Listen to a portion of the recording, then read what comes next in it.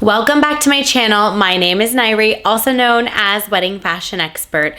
This week, we are talking about buyer's remorse, how to prevent buyer's remorse, what to do when it happens, giving you all the details in this week's video.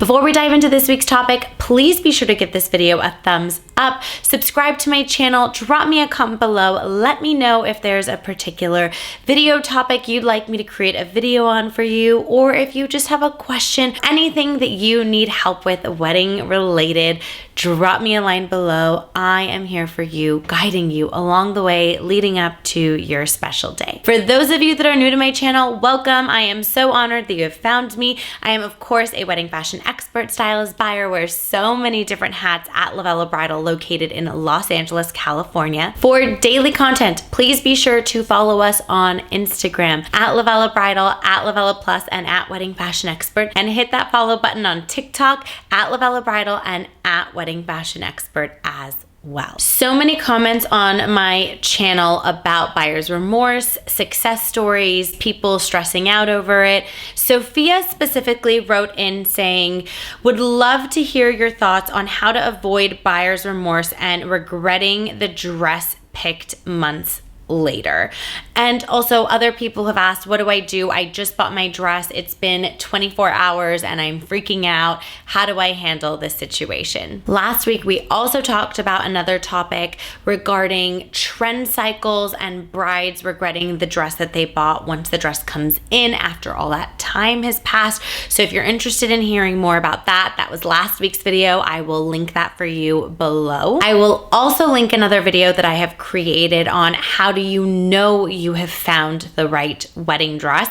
That will also be linked for you below. About 2 years ago, I also created a video on how you know you have found the right wedding dress. So also going to link all of those for you as resources. There has been so much buzz on the channel regarding this. How to avoid buyer's remorse. The best advice I can give you, which I also talk about in next week's video on when you are down to the last two dresses, how do you say yes to the right dress, right? Like, how do you know what decision to make? That will be next week's video. However, I do want to touch on to avoid buyer's remorse. When you are down to your last selection of dresses, the key here is to go back and forth to try those dresses on as many times as you need to. I talk about in next week's video how you don't need to have a top 3. You need to have a top 2. The third one does not count, and I don't know why people feel like what's your top 3 needs to be a thing. It just matters your top 2 dresses. So when it comes down to your top 2 dresses, you can go back and forth, try them on as many times as you need to, and I promise you, you will just know what is the right dress that you are supposed to end up with. Your stylists do not get annoyed going back and forth. Actually, the exact opposite happens. We encourage you to go back and forth between dresses over and over and over and over again so that you are sure. What you are not going to do is go home and have analysis paralysis between photos and zooming in and micro-analyzing the dress. You need to look at the full vision of the dress.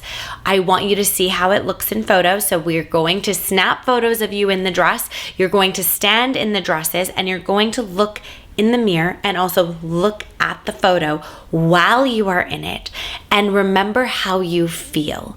You will have less buyer's remorse and you will avoid buyer's remorse if you buy the dress you genuinely love and feel absolutely beautiful in. Going home and sleeping on it is not the solution at all.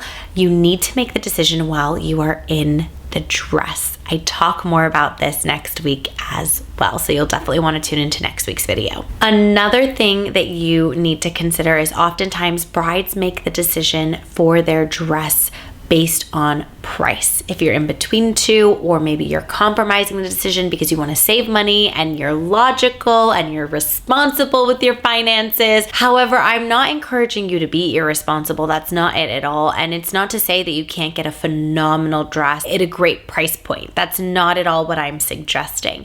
However, if you are compromising your decision on a dress that is less expensive and you're picking that because you'd rather save money, while in the back of your mind there is a dress that you love more and you just don't want to part with the funds, or you're listening to people around you, outside influences kicking in, whatever that might be. At the end of the day, I see the most buyer's remorse when brides did not follow their intuition and what they wanted. They listened to outside voices. Maybe it's a parent, maybe it's an aunt or an uncle, a love family member, a best friend.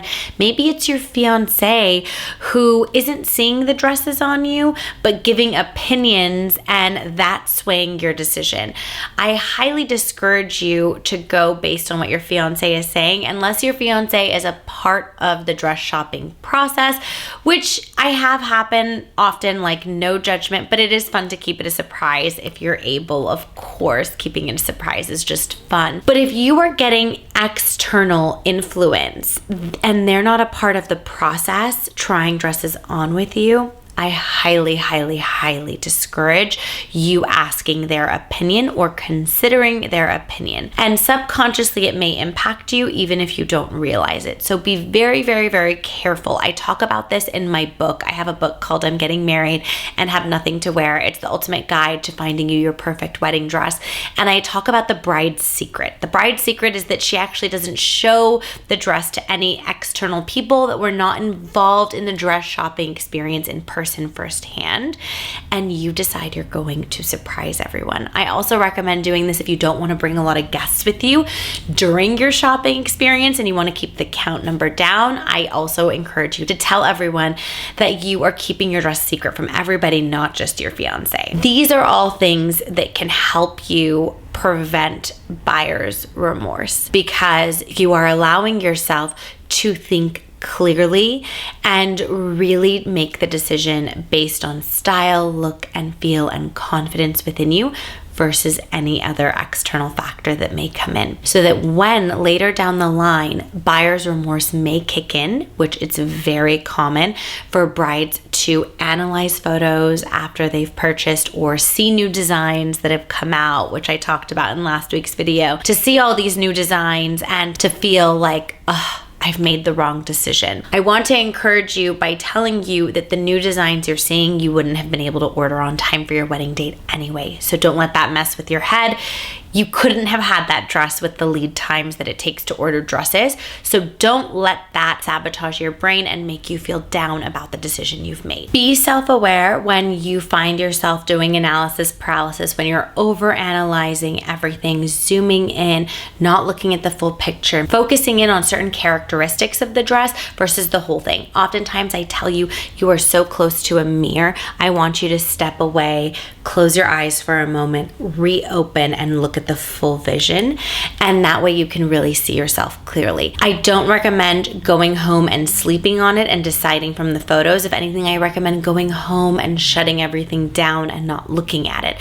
Going back into the store, looking at the photos of you in the dress or dresses while trying them on, so that you can really figure out which is the one that you feel the most beautiful and confident and excited to marry your person in. Now, for those of you who have purchased your dress and having buyer's remorse after the fact, those are all the things I recommend you do to prevent buyer's remorse. Things to do once you are experiencing buyer's remorse. I had a beautiful comment written by a subscriber I want to read to you. I second-guessed my wedding dress the same evening I purchased it. Happens all the time, because I'm the kind of person who tends to overanalyze things. A couple of weeks later, I went back for accessories, so I got to put on the gown in the store again, and as soon as I did, I knew everything was fine. When finally my dress came in that wasn't the sample size, that was too big on me arrived, it got even better. And on wedding day, it was just perfect. Looking at my wedding pictures, I just know it was my dress,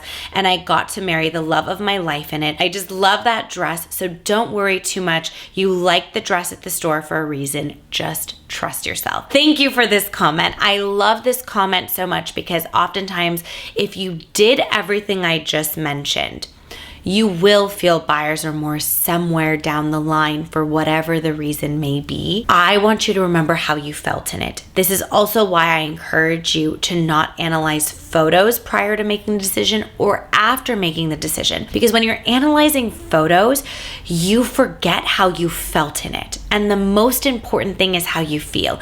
So if you are having buyer's remorse, the best thing you can do is go back into the store, try it back on. You will remember why you bought it.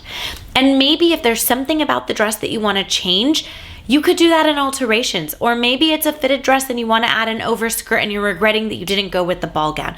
There are options. The sooner you communicate to your store, to your bridal stylist, what's going on in your head, the sooner they can put your mind at ease, come up with solutions, and solve the buyer's remorse that you're having. Don't stay at home and struggle. Please pick up the phone, send a text, call, do what you need to communicate so that we can help you put your mind at ease. It's normal to have these feelings. It's normal to experience the what did I do? It's a rare purchase. This is a unique purchase that you're buying. You're getting it months later. You're wearing it up to a year and a half later. There is a lot of time that lapses in between when you purchase to when you're actually wearing it. Don't feel embarrassed or shy about having buyer's remorse. Remember how you felt in the dress and why you purchased it to begin with, and that will put all of your mind at ease. Now, do I have brides who didn't hear the beginning of this video, didn't do those things? They listened to a friend, they bought based on price, they heard all the external factors, and they made the decision based on that? Yes.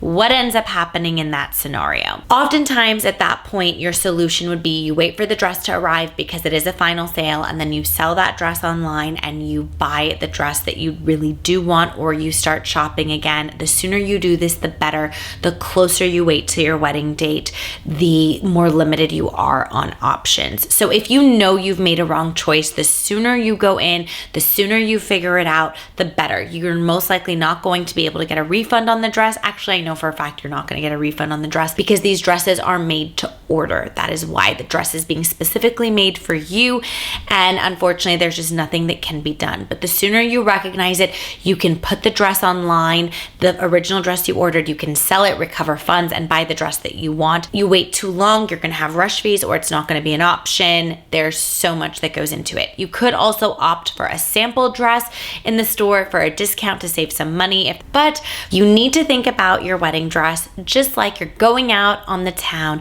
You wear a dress that you feel really beautiful, confident in, or an outfit that you feel really beautiful and confident in. The way that you move around the evening, the day, your photos, your posture, you stand a certain way, you talk a certain way, you exude confidence because of what you are wearing. Keep that in mind. The second you zip up your dress on wedding day, it sets the tone for your day.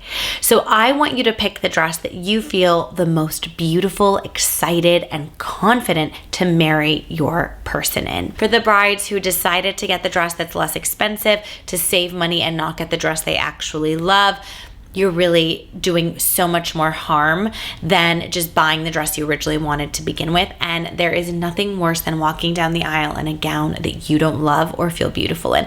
Because at the end of the day, it's about you, your fiance, your photos, what you're wearing, and how you look. So hair, makeup, photographer, and dress are such crucial elements of your wedding because that is what lives on forever and ever in your home. If you have any further questions about buyer's remorse or any clarification that you want to know throughout anything that I said in this video, please drop me a comment below. I am here for you. And in the past weeks and in the coming weeks, there are more videos that are going to supplement this information as well. So please hit that subscribe button. And for more videos and tips like these, I will see you in next week's video.